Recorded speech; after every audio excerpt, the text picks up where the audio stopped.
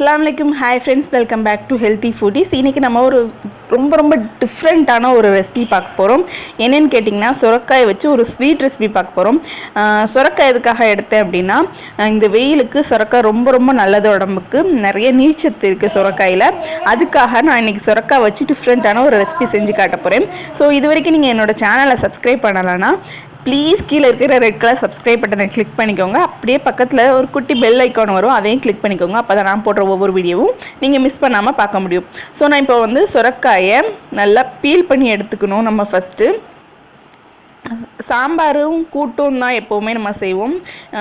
ஆனால் குழந்தைங்களுக்கு அது சில பேருக்கு பிடிக்காது, பெரியவங்களுக்குமே நிறைய பேருக்கு பிடிக்குமா என்னன்னு தெரியல எனக்கு. இந்த மாதிரி டிஃப்ரெண்ட்டாக நம்ம செஞ்சு கொடுக்கும்போது கண்டிப்பாக அவங்க சாப்பிடுவாங்க. ஃபுல்லாக நம்ம பீல் பண்ணி எடுத்துக்கலாம். இப்போ பாருங்கள், நான் க்ளீனாக தொலி ஃபுல்லாக க்ளீன் பண்ணியாச்சு. இப்போ நம்ம இதில் மேலே இருக்கிற தண்டை நான் கட் பண்ணி எடுத்துட்டேன், மேலேயும் கீழேயும். நம்ம இப்போ இதை வந்து துருவி எடுத்துக்க போகிறோம். பாருங்கள், நான் நல்லா துருவிட்டேன். இந்த அளவுக்கு ஒரு எப்படி சொல்கிறது, பார்க்கறதுக்கு லைட்டாக மக்ரோனி அந்த மாதிரி நூடுல்ஸ் மாதிரியே இருக்கும். ஸோ இந்த மாதிரி துருவி எடுத்தாச்சு. நான் சென்டர் பார்ட்டை அப்படியே வச்சுட்டு, அதாவது விதை பகுதி இருக்குள்ள நடுவில், அந்த பார்ட்டை நமக்கு தேவை கிடையாது. இதை தனியாக நம்ம எடுத்து வச்சிடலாம். இப்போ நம்ம ரெசிபி எப்படி செய்கிறதுன்னு பார்க்கலாம். ஒரு பேனில் கொஞ்சமாக கீ விட்டுக்கோங்க. கீ போட்டுட்டு நம்ம வந்து கீ உருகுனதுக்கப்புறமா நம்ம துருவி வச்சுருக்கோம்ல சொரக்காய், நம்ம அதை அப்படியே சேர்த்துக்கிற வேண்டியதான்.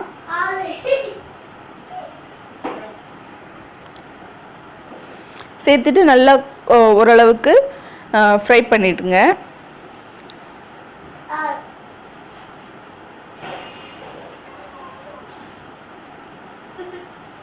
கொஞ்சம் அந்த கீழே ரோஸ்ட் ஆகும்போது கொஞ்சம் டேஸ்ட் அதிகமாக இருக்கும். அதுக்காக தான் நான் நிறைய கூட நெய் போடல, ஒரே ஒரு ஸ்பூன் தான் போட்டிருக்கேன். இப்போ நம்ம இதில் பால் சேர்த்துக்க போகிறோம்.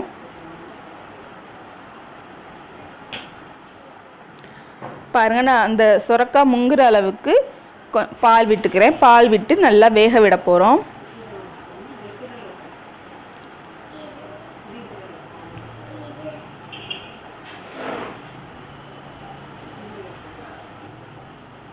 சுரக்காய் வந்து கலர் மாறாது, அதே கலரில் தான் இருக்கும். நமக்கு ரெடி பண்ணி எடுத்த அப்புறமும்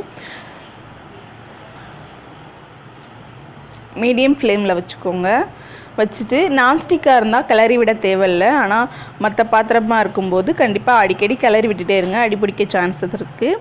ஸோ பால் நல்லா ஓரளவுக்கு வற்றி வந்ததுக்கப்புறமா நம்ம இதில் சுகர் சேர்க்க போகிறோம். நாட்டு சர்க்கரையும் சேர்த்துக்கலாம், வெல்லமும் சேர்த்துக்கலாம். பட் நாட்டு சர்க்கரை வெல்லம் சேர்க்கும்போது கலர் சேஞ்ச் ஆகும்.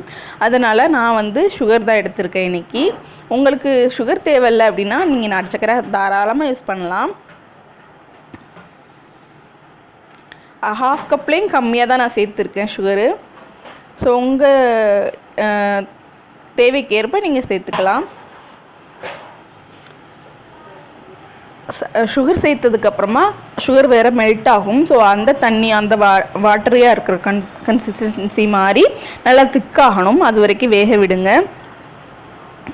பாருங்கள், சுகர் நல்லா மெல்ட் ஆகி வாட்டரியாக ஆயிடுச்சு, தண்ணியாக ஆயிடுச்சு. இப்போ அதுவும் நல்லா வேகட்டும். ஸோ அது நல்லா வேகிறதுக்குள்ளே சுரக்காயில் என்னென்ன நன்மைகள் இருக்குதுன்னு நான் இப்போ எனக்கு தெரிஞ்ச விஷயங்களை உங்கள்கிட்ட சொல்கிறேன்.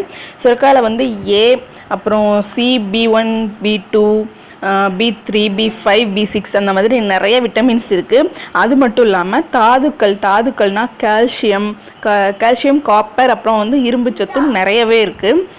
அது மட்டும் இல்லாமல் பொட்டாசியம் நிறைய இருக்குது, சோடியம் வந்து கம்மியாக இருக்குது. ஸோ நார்ச்சத்து வந்து இதில் நிறைய இருக்குது. கண்டிப்பாக வெயிலுக்கு உங்கள் வயிற்றுக்கு ரொம்ப நன்மைகளை செய்யக்கூடியது சுரக்காய் தான்.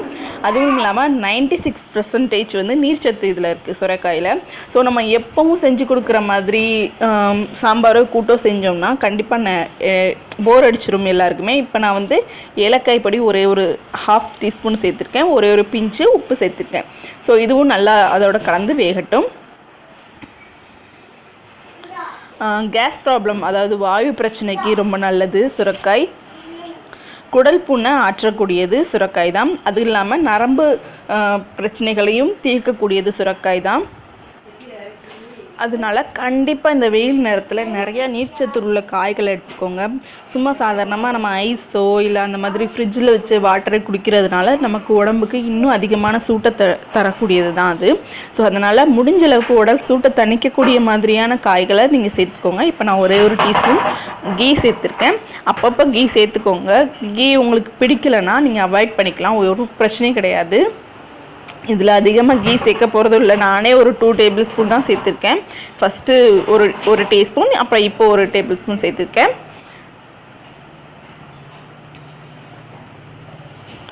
ஸோ கண்டிப்பாக வந்து சுரைக்காய் அதுக்கப்புறம் இந்த மாதிரி நீர்க்காய்களை அதிகமாக எடுத்துக்க ட்ரை பண்ணுங்கள் இந்த வெயில் காலத்தில்.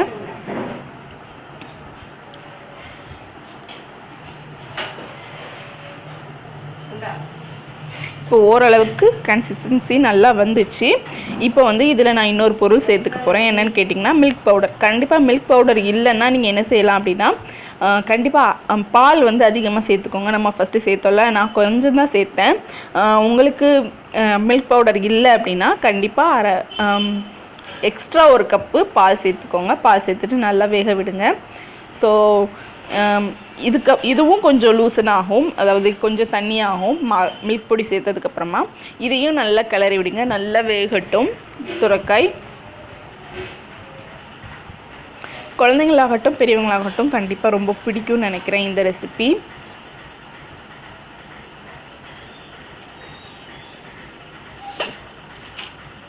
நான் ஃபஸ்ட்டே சொன்ன மாதிரி கண்டிப்பாக வந்து சுரைக்காய் மாதிரியான நீர்க்காய்களை அதிகமாக எடுத்துக்கோங்க வெயில் காலத்தில்.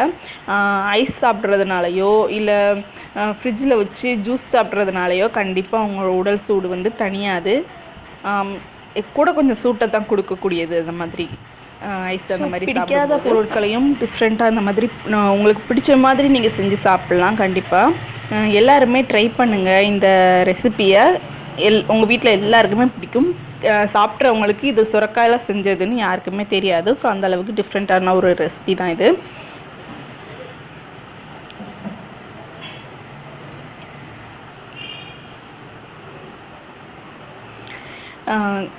இந்த ரெசிபி உங்களுக்கு பிடிச்சிருந்துச்சுன்னா கண்டிப்பாக எனக்கு கமெண்ட் பண்ணுங்கள். பாருங்கள், இந்தளவுக்கு நல்லா கட்டியாயிடுச்சு, திக்காயிடுச்சு நமக்கு. ஸோ இப்போ வந்து நான் கொஞ்சம் போல் கேஷ்யூஸ் சேர்த்துருக்கேன், அதாவது முந்திரி பருப்பு சேர்த்துருக்கேன். அது வந்து நான் கீழே ரோஸ்ட் பண்ணலை, அப்படியே தான் ஃப்ரெஷ்ஷாக சேர்த்துருக்கேன். ஏன்னா சுரைக்காயோட அந்த ஃப்ரெஷ்ஷான அந்த கேஷ்யூஸ், அதாவது முந்திரி பருப்பை சாப்பிடும்போது நல்ல டேஸ்ட்டு கொடுக்கும். உங்களுக்கு கடித்து சாப்பிட்றதுக்கு ரொம்ப டேஸ்ட்டாக இருக்கும். இப்போ நம்ம ரெசிபி ரெடி ஆயிடுச்சு. இதில் நான் வந்து கொஞ்சமாக பாதாம் வந்து ஸ்லைஸ் பண்ணி வச்சுருக்கேன். ஸோ நான் அதை வந்து கொஞ்சமாக எடுத்து தூவி விட்டுறேன். அவ்வளோதான். ஸோ எல்லாருமே வீட்டில் ட்ரை பண்ணி பாருங்கள். கண்டிப்பாக இது சுரைக்காயில் செஞ்சதுன்னு யாருமே நம்ப மாட்டாங்க, எல்லாருமே கண்டிப்பாக சாப்பிட்ருவாங்க. ஸோ உங்கள் ஃப்ரெண்ட்ஸோடு ஷேர் பண்ணுங்கள். இந்த வீடியோ பிடிச்சிருந்துச்சுன்னா கண்டிப்பாக உங்களுக்கு இல்லைனாலும் அவங்களுக்கு யூஸ்ஃபுல்லாக இருக்கலாம்.